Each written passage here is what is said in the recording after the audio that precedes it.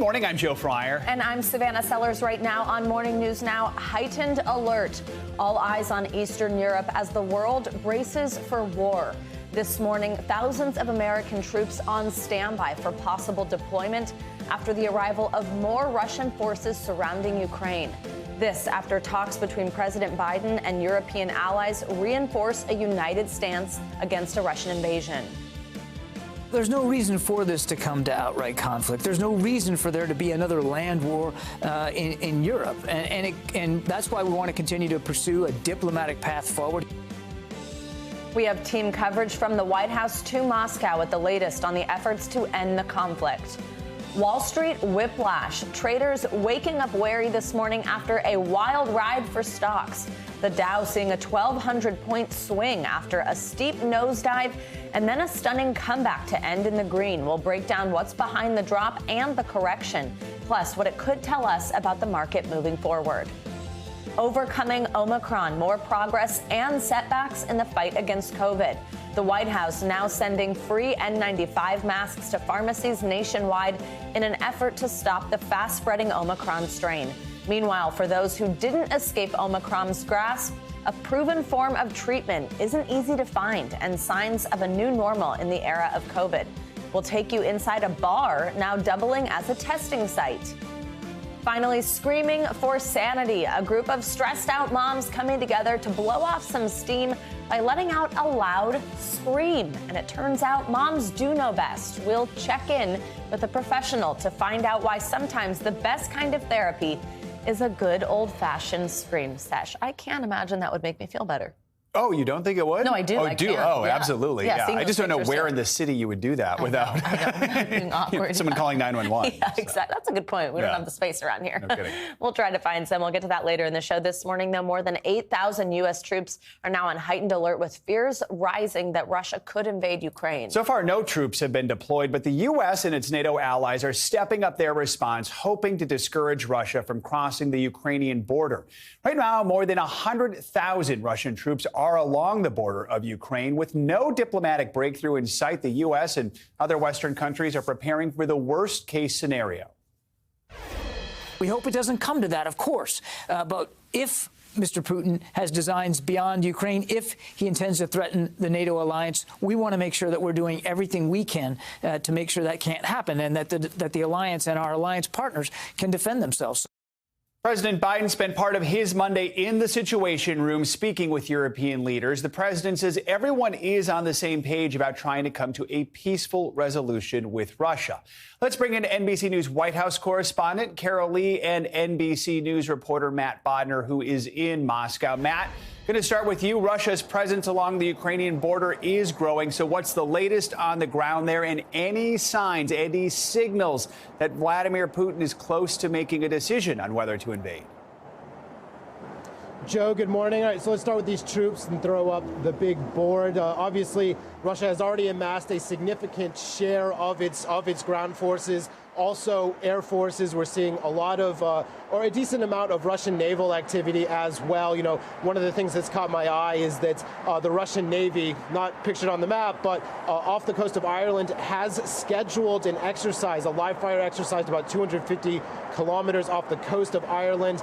That's drawing some attention. I actually read a story in the Irish Observer this morning that Irish fishermen are planning on going out there for a peaceful protest when this starts. I'm sure the Kremlin didn't anticipate that move, but much more seriously, we continue to see evidence on social media that Russia is moving troops still west to those positions along the Ukrainian border. A lot of those are happening in the open, part of exercise plans, they say, with Belarus scheduled to kick off next week. Another development this morning is the Latvian military is claiming that 4 arms inspectors who are supposed to go and do some inspections of that exercise under the Vienna document, which calls for transparency, if an exercise reaches a certain scale, the Russian military, they say, denied them, citing COVID-19 protection measures. So, you know, Russia is sitting there saying its troops moving on their territory is their own business and is not threatening anyone, but it's kind of a strange move with that regard. More to your point on Vladimir Putin, we are expecting sometime this week the United States to deliver a formal response to Russia's launch laundry list of demands. And I think, Russia's just kind of in a holding pattern now, waiting for that list, for that response. Once it happens, things will be a lot clearer. But until then, I would argue almost nothing we hear from Russia actually matters at the moment. So, Carol, in the meantime, 8,500 U.S. troops are now on high alert to help NATO as things continue to de-escalate. No deployment orders yet. President Biden spoke with European and NATO leaders yesterday afternoon. What are you learning about that meeting, and what other support are the U.S. and NATO providing right now? Yeah, Joe, as Vladimir Putin aligns his troops along the border and decides what he's going to do, the White House, the president, and European leaders are trying to get on the same page in terms of how they would respond to any movement across the border into Ukraine. So the president had a virtual meeting with a number of European leaders, key leaders from Poland, Italy, the UK, Germany, France, the EU. And that meeting lasted about an hour and 20 minutes, according to the White House. Now, the White House came out of that meeting saying that everyone's on the same page in terms of steps that would be taken if Putin were to invade Ukraine again. However, we know there are big differences.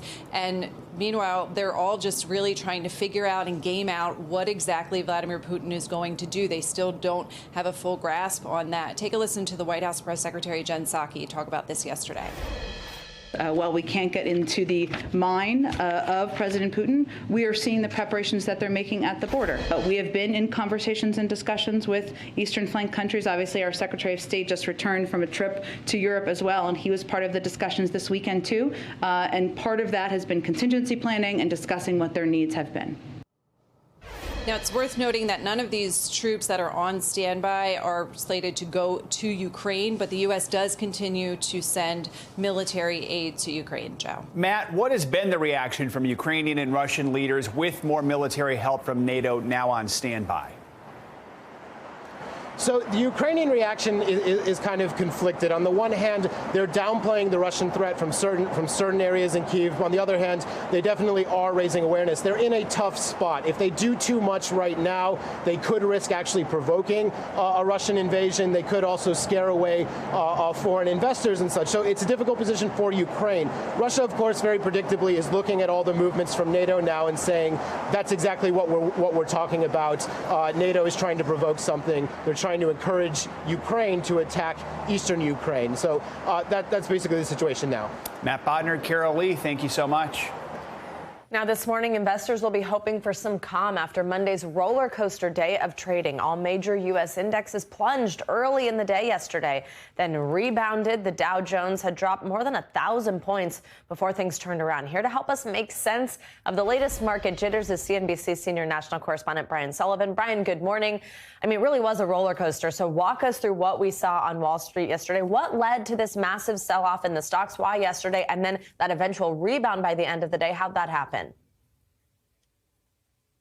Well, a lot of it had to do with what you all just talked about, which is Russia, Ukraine. There's a lot of geopolitical tension in the world right now, not just because of the strategic importance of Ukraine and so many things, but because Russia is such a massive supplier of power and energy to most of Europe. Germany gets over 35% of its natural gas, oil, and coal, the things that make the power plants work, from Russia. So there's a lot of tension around what might happen if Russia goes in. How will Europe respond? How will we respond? The Pentagon putting 8,500 U.S. troops on deployment, potential for deployment there. So that is one major thing.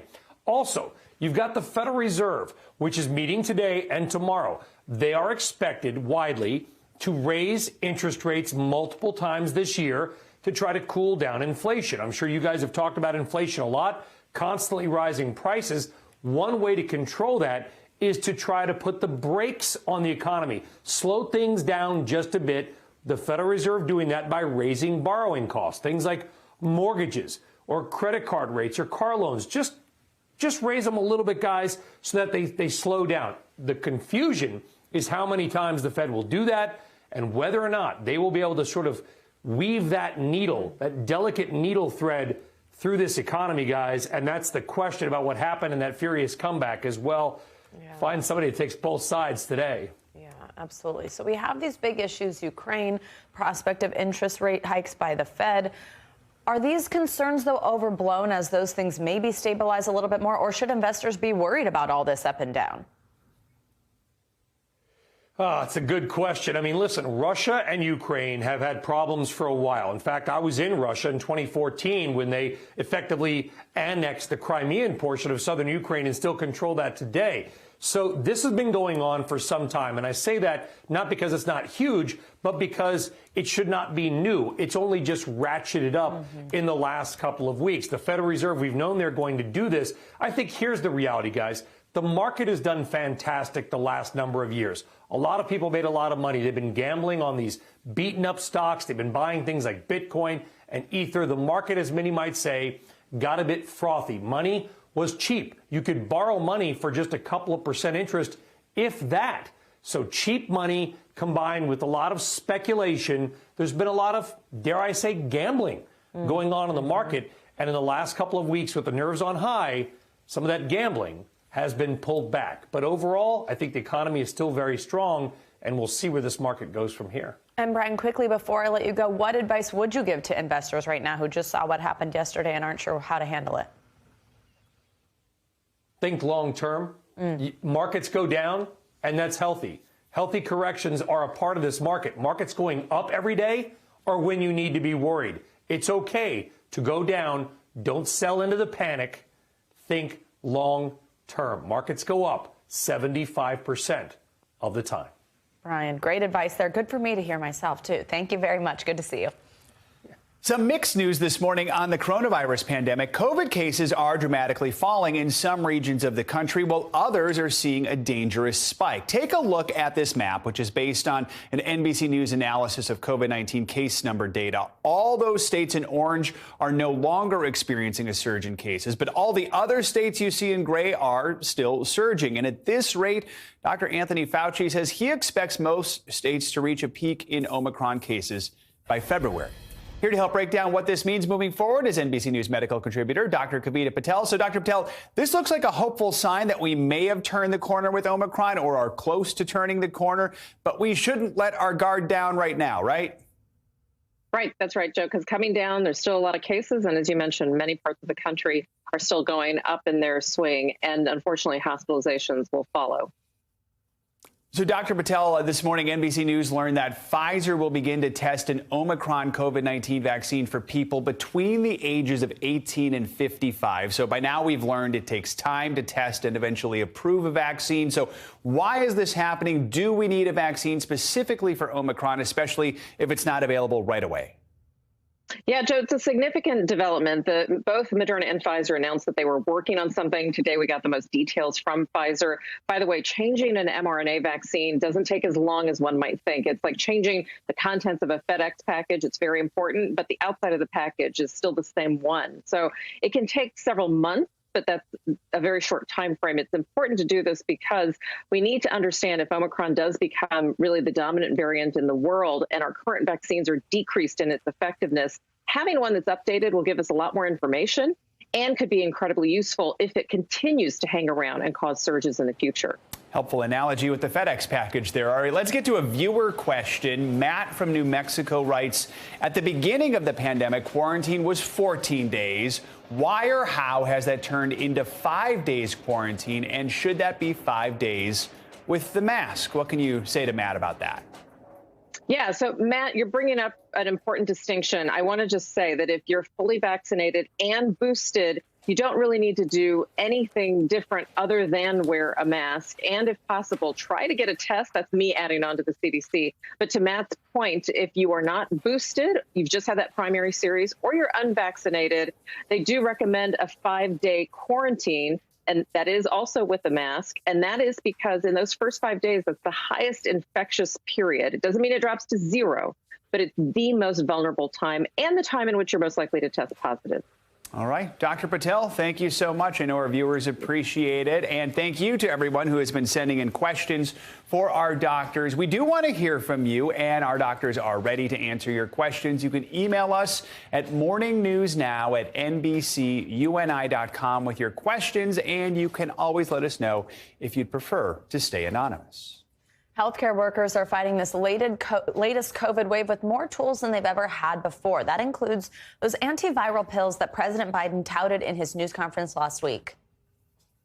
Now we have more treatments that people can for people to keep people out of the hospital than any other point in the pandemic, including life-saving antiviral pills.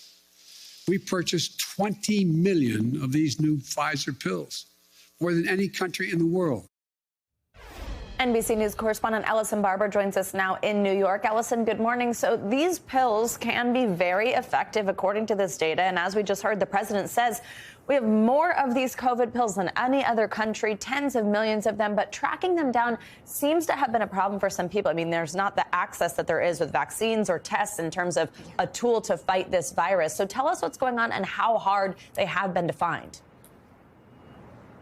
Hey, Savannah. Yeah, I mean, you're right. This does seem to be a very effective tool in terms of dealing with COVID-19. But the problem seems to be that the demand for these treatments, it far outweighs and exceeds the supply that is currently available. We've spoken to people who say as they've gone to speak to doctors or even pharmacists, they've had some of those people say they, one, don't know where they could find them, and two, sometimes they don't know exactly what they are. Now, why all of this is such a struggle at this point is a little harder to explain. It's a bit of a multi-layered issue here. These treatments, they are approved under emergency use authorizations. And what we've been told by representatives from the two companies that produce these treatments, Pfizer and Merck, is that they produce them, they distribute them, give them to the U.S. government. But then in terms of how they're divided, divvied up between states, who gets priority, and communication as to where they are located, what specific pharmacies have them, all of that, they say, is something that is under the federal government's jurisdiction, if you will. Let me explain to you, or break down for you rather, some of the numbers in terms of how many COVID pill treatments are out there right now. Pfizer says 250,000 treatment courses will be delivered to the U.S. government by the end of the month. 10 million treatment courses, they say, are expected to ship to the U.S. government by June. Merck, the other company that produces these types of pills, they say 2 million of their treatment courses have shipped to the U.S. government so far, and 3.1 million courses are expected to ship to the U.S. government by the end of this month. Doctors we've spoken to, they are optimistic when it comes to these pills, but they are urging patience, saying that it takes time to produce this sort of thing in general, that it's out, they say, quicker than expected. And one thing doctors we spoke to kept saying is, remember, 2 years ago, there were not any outpatient treatment options for their COVID patients. Here's more. Production has been ramped up, and I think there'll be more supply, and I think the government is trying to ensure that there's enough supply. But I think these drugs are not easy to produce. It's going to take some time. The good news is that we have them. The good news is that Omicron, the mutations in Omicron don't impact those drugs. Those drugs are still effective. The bad news is we simply don't have enough of those drugs. And let's talk eligibility in terms of these pills. For Merck, the minimum age is 18 years. You need to initiate that treatment course within 5 days of symptoms. They say their treatment is not recommended during pregnancy. For Pfizer, Paxlovid treatment, which had higher rates of efficacy in some of the early studies, it has more restrictions. The minimum age is 12, and you have to be at least 88 pounds, initiated within 5 days of symptoms. But they have a very long list of interactions, potential interactions of other medications people might be taking that limits eligibility there. But the big thing, Savannah, for both of these, you have to have a prescription from a doctor. Well, it's interesting even to hear some of the details there, because as these are just kind of starting to become accessible, we haven't heard a lot about exactly how these work, how many pills you're taking. So that's interesting to hear. What have people who have been trying to track down these pills, who either have a family member experiencing it, maybe they're sick themselves, what have they been telling you about trying to get them? Yeah, we talked to one family, a son whose mother lives in the Houston area. She is triple vaxxed but immunocompromised. And when she contracted COVID-19, he'd heard about these new COVID pills. And he told her, hey, you need to talk to your doctor and see if you can get these. But she says when she went and spoke to her doctor, he said, if you can find them somewhere, I'll write you a prescription. But I can't do that legwork for you, and I don't know any pharmacies that have that. Her son then went on an hours-long search to try and find them. Listen. I ended up calling 12 pharmacies and getting all different kinds of answers about whether or not the pill was available, whether or not they could tell me if they had it. Many had not heard of it at all, or are unfamiliar with any antiviral. For it to be as effective as it can be, it needs to be taken within the first 5 days of symptoms, and those days were running out, waiting on clearance and prescription and information. So there is a website the health department has where you can go, and it's an interactive map to see exactly which pharmacies in your area might have some of these pills available. We'll show you what that looks like on the screen here, because it's a little challenging, quite frankly, to get to the website. The entire URL for it is too long for us to even put up on screen. I think we can post it on Twitter and our social media platforms. But if you search for the COVID-19 therapeutics locator, you or your provider, in theory, you can access it through healthdata.gov and kind of get a real-time look at where some of these COVID pills are available. But people, they tell us, Savannah, they wish it was a little bit easier to find that and to navigate this system. Savannah. Absolutely. You hear those stories of pharmacies not even knowing what people are talking about. It's very confusing. All right, Ellison Barber, we'll check out your Twitter for that information. Thank you so much.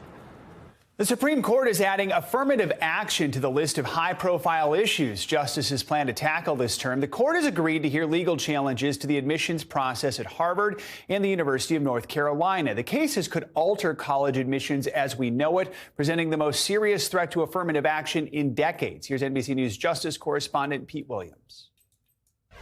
This is the most serious threat in decades to the practice of considering a student's race in college admissions, and it could result in a decision that bans the practice or at least scales it back. The court agreed to hear two cases challenging race-conscious admissions, one at a private school, Harvard, the other at a public one, the University of North Carolina at Chapel Hill. Opponents say both Harvard and UNC discriminate against Asian American applicants, and that UNC also discriminates against whites. The Supreme Court has repeatedly ruled, most recently 6 years ago, that schools cannot use quotas to meet racial admissions goals, but can consider a student's race as one plus factor among many other qualities in helping schools achieve the educational benefits of a more diverse student body. But the challengers say that's a vague concept. They say if schools want diversity, they should consider a student's background and experiences directly without using race as a proxy for those factors. Two justices who ruled in favor of affirmative action in the past, Anthony Kennedy and Ruth Bader Ginsburg, are now gone, succeeded by Trump appointees Brett Kavanaugh and Amy Coney Barrett. They haven't written much about affirmative action as lower court judges, so their views are not well known, but it's likely they'll be more skeptical than Kennedy and Ginsburg were. The court will hear the case in its next term, which begins in October. Back to you. Pete Williams, thanks so much. Let's get a check on your morning news now weather. Which means it's time for Bill Cairns to join us this morning. Hi, Bill. Hey, good morning, guys. So we got a lot to talk about. So it's kind of quiet and it's very cold. And then we got this potential weekend snowstorm, especially for New England on Saturday. So we're going to talk more about that in depth next hour. Let's start with the weather that's of greatest concern. And that's going to be the snowy weather in the Midwest and the brutal cold that's moved in behind it. In Chicago, you know, it was your typical 2 to 4 inches of kind of fluffy snow. It wasn't really hard to brush off the car and move around. Gary, Indiana had 6 inches of snow, one of the highest totals in the region. And so that set the stage for this morning, and I hope you got out and cleaned everything up, because a lot of that slush is now rock hard as the really bitter cold has moved in. We could have wind chills this morning as low as -50. I mean, that's like even for Minnesota, that's dangerous. 13 million people are under wind chill advisories, and let's see who the coldest is right now. Minneapolis actually is even colder than International Falls. -28 right now in Minneapolis. Green Bay's down to -20. Chicago -9. And that cold Arctic air is on its way through the Ohio Valley. It'll arrive in the Northeast tonight, so it's not exactly warm this morning in the Northeast, but enjoy it while it lasts, because tomorrow is going to be much colder. So the Arctic Express, temperatures are definitely about 10 to 15 degrees colder than normal in the Midwest. Minneapolis, 25 degrees colder. Then tomorrow, as advertised, that cold air spreads all the way to Dallas, Raleigh, New York. And this weekend, that cold is going to linger. And guys, if you're going to get a snowstorm, it has to be cold enough, right? So that cold air is in place in the Northeast. We'll talk a lot more next hour about, the potential for, a nor'easter, maybe a blizzard. Could be a serious storm.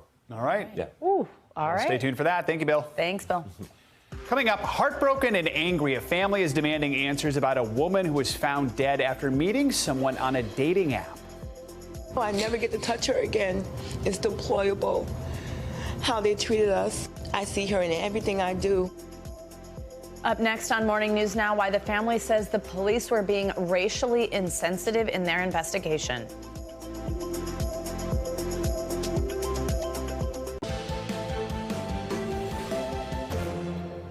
A Connecticut family is accusing the Bridgeport Police Department of being racially insensitive while investigating the death of their 23-year-old daughter. Lauren Smithfields was found dead in her apartment last month after going out with a man from the dating app Bumble. The family says the police never notified them about their daughter's death. Now they're demanding answers. NBC News correspondent Zincle Asamoah takes a closer look at the investigation. Answer! New developments in the death of a 23-year-old black woman who died after a dating app meetup after protesters demanded answers. Marching on what would have been Lauren Smithfield's 24th birthday Sunday, carrying balloons to mark the occasion.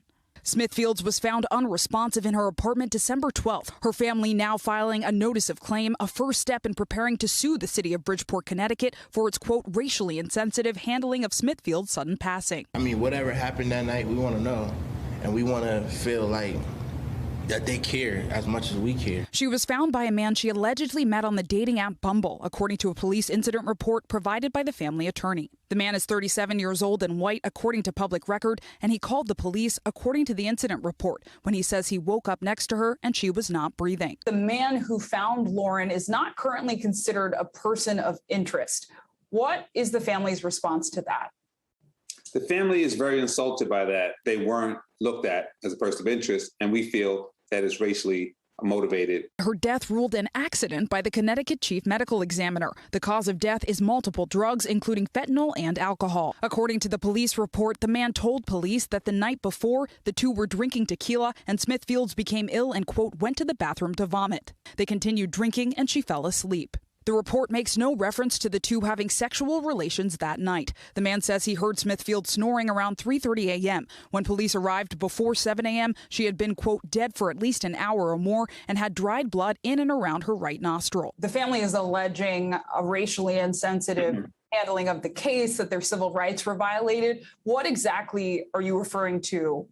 We know that we seen the response that the nation has given to Gabby Petito when she went missing. We don't have anything that comes even close to that in this particular case. Their attorney says the family found a note with a phone number on Smithfield's door around 7:30 p.m. the next day. The landlord notified them of her death. And they're told there's nothing to investigate. He seems like a nice guy. They never quarantined the area. They never collected anything of value. Instead, according to the notice of claim, the family found their own evidence, including blood-stained sheets and, quote, a pill used as a sedative and a used condom. The Bridgeport police did not comment on the specific allegations made by the family, but in a statement said in part, the investigation remains open and active, and the department offers its sincerest condolences to the family and friends of Miss Lauren Smithfields. Oh, I never get to touch her again. It's deplorable how they treated us. I see her in everything I do. And it's really important to add that we reached out to the dating app Bumble, and last night they told us that they have heard from law enforcement but did not receive any requests for additional information, though they do say that they will cooperate with any investigation. Back to you. All right, Zincle Asamoah, super important story. Thank you so much. Let's take a look at what's making news around the world this morning. Ali Arouzi joins us from Tehran. Hi, Ali. Good morning. Good morning, Savannah. Good morning, Joe. North Korea has fired 2 cruise missiles in the early hours this morning. It's the latest launch in a flurry of missile tests this month. If confirmed, the missile fired would mark the 5th such test this year. It may not be fire and fury yet, but a game of brinksmanship with the U.S. feels like it's looming. Pope Benedict XVI has admitted to and apologized for providing false information to a German inquiry into clerical sexual abuse. He corrected the record and acknowledged that he was at a meeting in 1980 to discuss a suspected pedophile priest, blaming his earlier denial on an error in the editing statement. And finally, a British woman with incurable cancer, along with her 2 friends, have broken a world record for rowing across the Atlantic. The epic 42-day journey in a 25-foot boat called the Dolly Parton took them from the Canary Islands to the Caribbean. They smashed the previous record by 7 days. And those are your headlines, guys. Wow. It's a great name for a boat, by the way. I knew you were going to love that. Joe's a big Dolly Parton fan, Allie. I don't know if you know that. But what a neat story. Thank you, Allie. Thank you. Coming up on Morning News Now, the countdown to the Super Bowl is on in Los Angeles. And for police, that means tackling a challenge off the field. Details on the efforts to crack down on human trafficking. Plus, we're going to talk about Bruno. Yes, yes, yes. Why Disney's latest hit is encouraging many families to have some difficult but important discussions. That's next in our weekly check-in.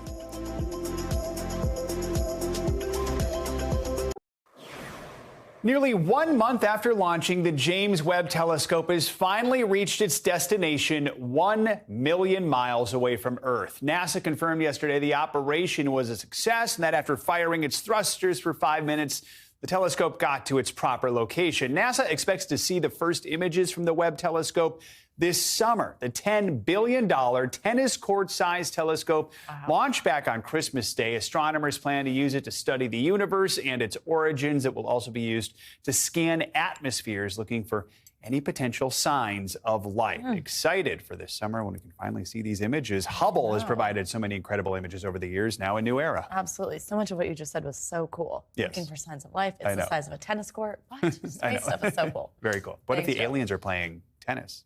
Then they'll do so on the telescope. Yeah, okay. Okay. All right, it's Tuesday, which means it's time for our mental health check-in. We're going to take a look at mental health headlines and trends that matter to you and how you can overcome some of those roadblocks. That's right. It's also time just to take a moment for yourself and assess what you need to keep a clear mind. Let's bring in Dr. George James to break this down for us. He's a licensed marriage and family therapist at Counsel for Relationships. Dr. James, good morning. Thanks for joining us for this segment. So let's start with this new research that suggests people have experienced worse symptoms of OCD since the pandemic began. And it's actually even people who haven't been diagnosed with the disorder. How can we manage some of these symptoms? What does this look like for somebody who maybe has never heard that they have obsessive compulsive disorder? And what's the anxiety behind the symptoms like? Yeah, good morning, Savannah. Good morning, Joe. And yes, OCD or obsessive compulsive disorder is where people can have reoccurring thoughts that they have to do something or behaviors where they feel like they need to do something or recurring thoughts.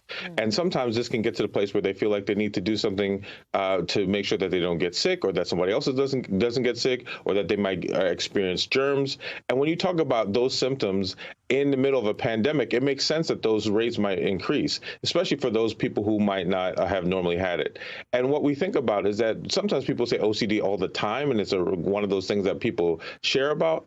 And it makes sense that people are experiencing this. And one of the things to do is to try to relax when you can, to know that you don't have to fix everything, and that sometimes you can get the help that you need to deal with the anxiety of OCD. We want to talk about a viral story we think everyone can relate to in some form or fashion. A group of 20 Boston moms were so exhausted by the pandemic, they met in a field to scream it out. In case you're curious, here's what it sounded like.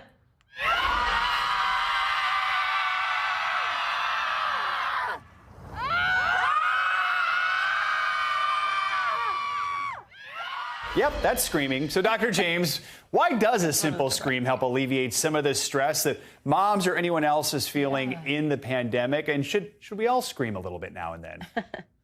I think we probably all should scream. And if you just think about how much we all hold in, right? We hold our breaths, we hold our anxiety, we hold our worries. They're all inside and internal. When you think about the pandemic, when we are like sometimes forced to be inside with all of our family and friends, we don't let it out. And so these moms are doing something courageous. They're taking a moment, they're stepping out, and they're just letting it all out because they don't want to hold it in anymore. And it probably feels amazing. And so for those who haven't done it, try it, or try some version of letting it all out, letting it, instead of holding it in, whether your thoughts, your emotions, or your scream, try to let it out. Should we all give it a shot? No, on 3. Just kidding. We don't want to scare people this early. But I do think it's a good idea. All right, Doctor, quickly, before I let you go, I want to ask you about this movie, Encanto. It's been a huge hit. It's an animated movie, but it's a big hit with all ages, and it actually touches on some pretty dark themes, especially for Disney, the themes of family trauma. How can movies like this help people who are struggling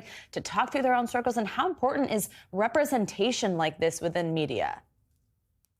I love this movie for so many reasons. It's in our house. Even this morning when I woke up my kids, I'm playing the soundtrack, we're dancing, we're talking about it.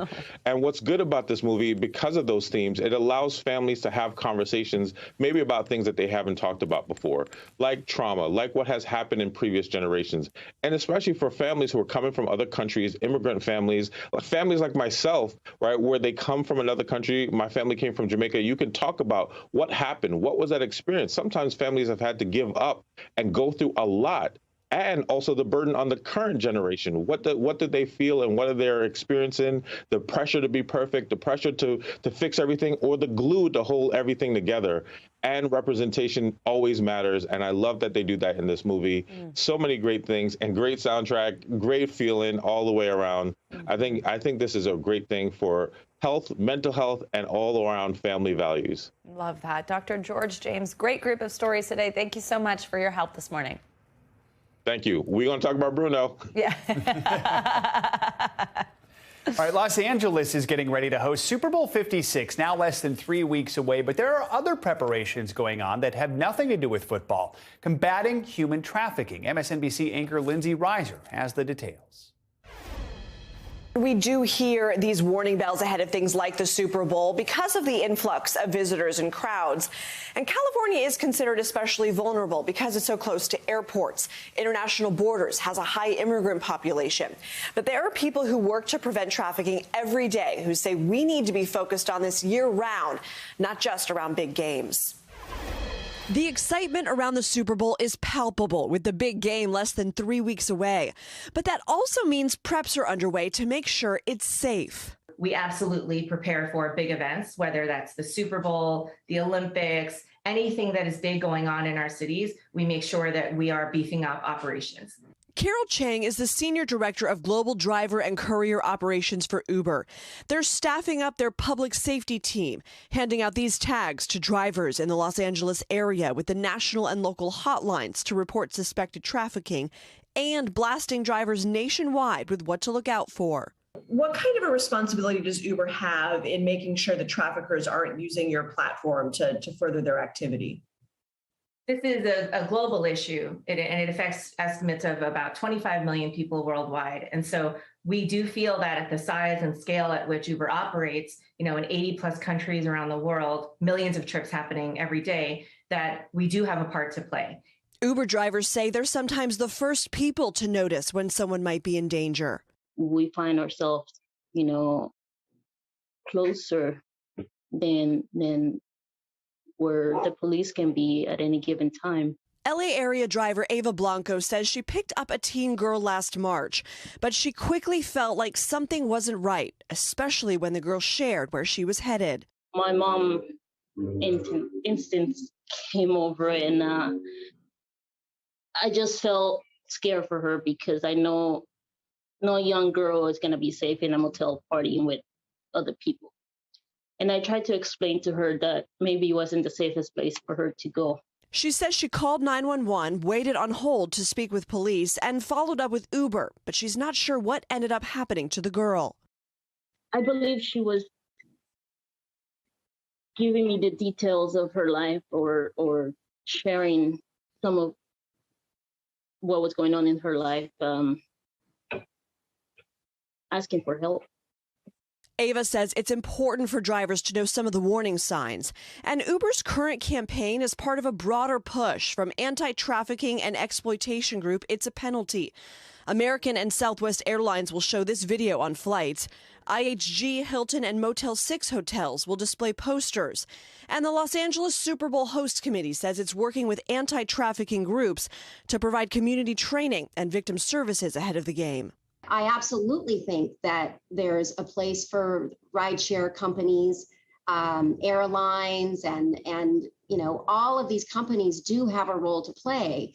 And not just ones where trafficking is prevalent either. I think all companies. Kay Buck is the CEO of Cast LA and says the few past studies looking at the issue found big events actually don't result in a substantial increase of labor and sex trafficking.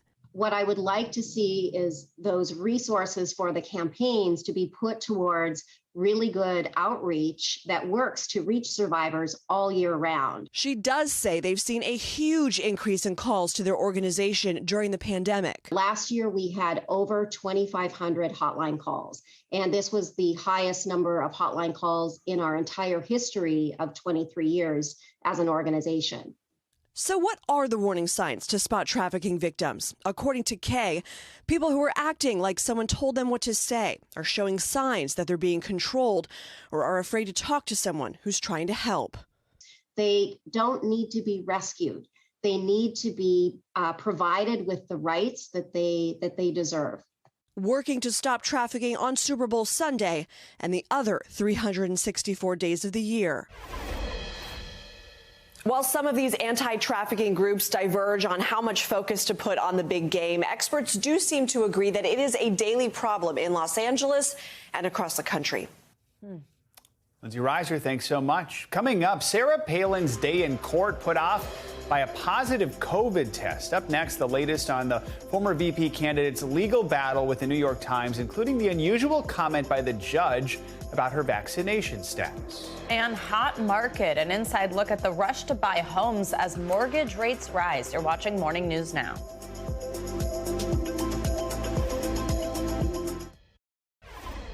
Welcome back. Sarah Palin, the former governor of Alaska and one-time vice presidential nominee, sued the New York Times back in 2017. Well, that defamation trial was set to get underway, but has now been postponed because she tested positive for COVID for the second time in this last year. And comments made by the trial's judge are now raising questions. NBC News Now correspondent Dasha Burns has this story.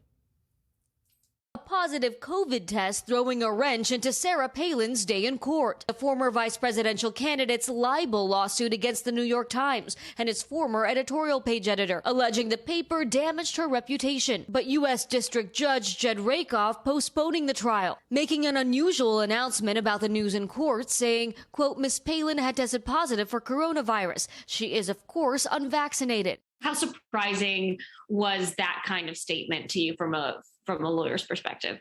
I think the statement is a little bit surprising because I don't know that her vaccination status really matters, especially including the of course, suggests perhaps some judgment there that might tend to cause people to question the judge's impartiality in a case like this. In March, she disclosed she had been diagnosed with the virus along with 2 of her children. She urged people to stay safe following her illness, saying in a statement to People magazine, quote, I strongly encourage everyone to use common sense to avoid spreading this and every other virus out there.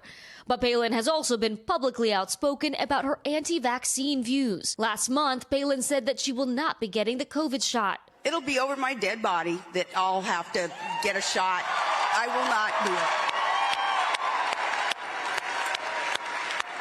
I won't do it, and they better not touch my kids either. Palin citing inconsistencies in medical advice as one reason for her hesitancy, specifically targeting Dr. Fauci. Do you remember he said that if you had COVID, this was months and months ago, you would be naturally then immune, of course. So at the time, we were led to believe we wouldn't need to, have the shot, right? Well, then they changed their tune, and now those of us who have had COVID, they're telling us that even though we've had it and we have natural immunity now, that we still have to get a shot. Over 80% of Americans ages 5 and older have received their first dose, and data continues to show significant protection from hospitalization and death for vaccinated and boosted individuals. We reached out to Ms. Palin and Judge Rakoff and have not heard back. That was Dasha Burns reporting there for us, and the trial is now scheduled to resume on February 3rd, assuming Palin has recovered. Time now for our CNBC Money Minute, the biggest financial headlines of the day and why they matter to you. Bertha Coombs is with us today. Hey, Bertha, good morning. Hey, good morning, Joe and Savannah. Amazon is branching out to the suburbs. It plans to open Amazon Go stores outside of major cities for the first time. First few locations will be just outside Seattle and just outside LA. Customers will be able to buy items without having to go through the checkout line. It's a weird experience. It just all happens through your phone. Amazon says the new suburban Go stores will offer snacks, beverages, everyday essentials, and grab-and-go food items. Meantime, Big Blue makes big profits pay off in the cloud. IBM beat Wall Street's expectations for revenue in the last quarter as the company's focus on the cloud paid off. It's the first quarter since IBM spun off its slower-growing infrastructure business in November. IBM has shifted focus to the so-called hybrid cloud, where customers use a combination of their own data centers and outside resources to store and process data. So it's a big business thing.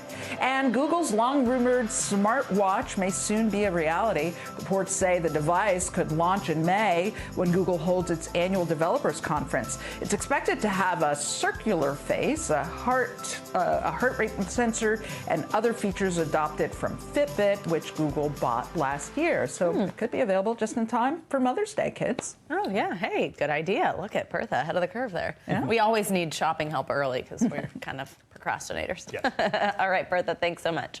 We've got some more money news for you. Mortgage rates have hit their highest levels in 22 months, and that is house hunters rushing to put in offers on homes so they don't get priced out of the market. CNBC real estate correspondent Diana Olick joins us now with more. Good morning, Diana. Good morning, Joe. Yeah, it certainly is an early start to the spring housing market, which traditionally doesn't kick off until after President's Day weekend. But for some home buyers, now may be their only opportunity. There were already 3 offers on this 3-bedroom home in Waldorf, Maryland before the first open house on Sunday. Not exactly what the Robinson family wanted to hear. We're stuck between a rock and a hard place, so what do we do? Stuck between high prices and fast rising mortgage rates. We thought that because of the winter months that it would slack up a little bit, prices would start to come back down to normal, but that's just, it's not happening. And it's anguish, it's pain, it's agony. It's nice. And it's precisely why buyers are coming out in the cold, hoping to get a jump on the spring market. We don't want to wait because probably more than likely when it does get warmer and more houses come on the market and the rates are up higher, it's just going to be a kind of like a worse situation, or like a perfect storm for everything to just really go up. This home is priced at $375,000, right around the national median. But rising rates mean the monthly payment is about $200 more than it would have been a year ago, $100 more than just 3 weeks ago. Loan officer Duke Walker says that's why his phone is now ringing off the hook. 100%. Everybody's concerned that they're gonna 2020 is gonna repeat itself from a market standpoint, and that competition's gonna make it so that especially the first-time home buyers don't have a leg up. They're not gonna be able to compete. Mortgage applications to buy a home jumped 8% in the last weekly report from the Mortgage Bankers Association, and another report from the Realtors showed price gains are heating up again after cooling a bit in the fall. It feels like we're going to see a lot of similar bidding wars. If you're ready to buy now, you should buy now because between rates, prices aren't getting lower. Now, the overwhelming problem in the market today, even worse than rising mortgage rates, is low supply. We expected it to improve over the holidays when homes generally sit on the market longer, but it just got worse, and builders are still not stepping up enough because of higher costs, supply chain issues, and a labor shortage. Without more supply, home prices, Joe, they just have nowhere to go but up. Important story we're going to keep an eye on. Diana, thank you so much. Appreciate it. Coming up, a night out in the age of COVID. They can have a drink served to them while they wait for their results, and then they'll just come in and party. Up next, we'll take you inside one bar that's serving up rapid tests along with your cocktail of choice. This is Morning News Now.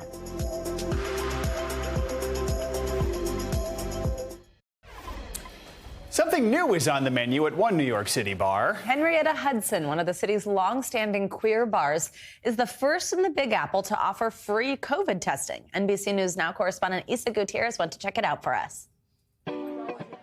This is Henrietta Hudson, a bar in New York City where you can grab a drink and a COVID test. Tonight, folks will get tested. They can have a drink served to them while they wait for their results, and then they'll just come in and party. Owner Lisa Canastrasi says it's a space for queer people to gather and dance in the heart of Manhattan's Greenwich Village. Henrietta Hudson is one of a kind in many ways, the city's oldest lesbian bar, and now the first bar in the city to offer free COVID testing. There was a conversation about, us shutting down.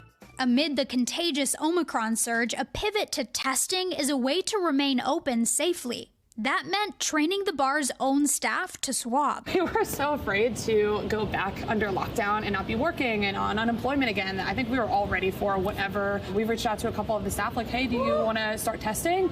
And do you want to be, a swabber? And immediately everybody was like, yes, absolutely, let's do it. After working with a federal government contractor, 7 employees were trained to administer the tests. They've done around 1,500 tests since launching on New Year's Eve. On weekends, the bar averages around 175 tests a night. The best part? It's not just for patrons. Anyone can walk in and get tested. That's how you survive in business in New York. You have to be resourceful, you have to be creative. I think it's a very casual way to get tested, and I don't know, you can have a drink later. We come here all the time after class, and it's one of the now 3 lesbian bars in the city. I feel great about the testing. It's good to come to a place on a Friday night knowing that people are not only vaccinated, but they verifiably don't have COVID. And tell me what you are here for tonight. We're here for the karaoke night. A night of belting Dolly and Brittany that can be heard while I get tested. I love the karaoke in the background. Some registration paperwork, and then one quick swab. Testing has never been more fun. The most common comment that we get from everybody is that thank you for doing this. It feels so much more safe to be out. Yeah. Just got tested. Now I'm going to go sip on this mocktail while I wait for my results. And 10 minutes later, negative. Here you are, and you're all set. Great, thank you so much. This means I get to go into the bar? Yes. Awesome. A new model for nightlife in the COVID era, from a place that's always been known for innovating with the times and welcoming all. All right, our thanks to Isa Gutierrez for that report. Looks like a fun time. Exactly, fun time by all. All right, that does it for this hour of Morning News Now. But the news continues right now. Thanks for watching our YouTube channel. Follow today's top stories and breaking news by downloading the NBC News app.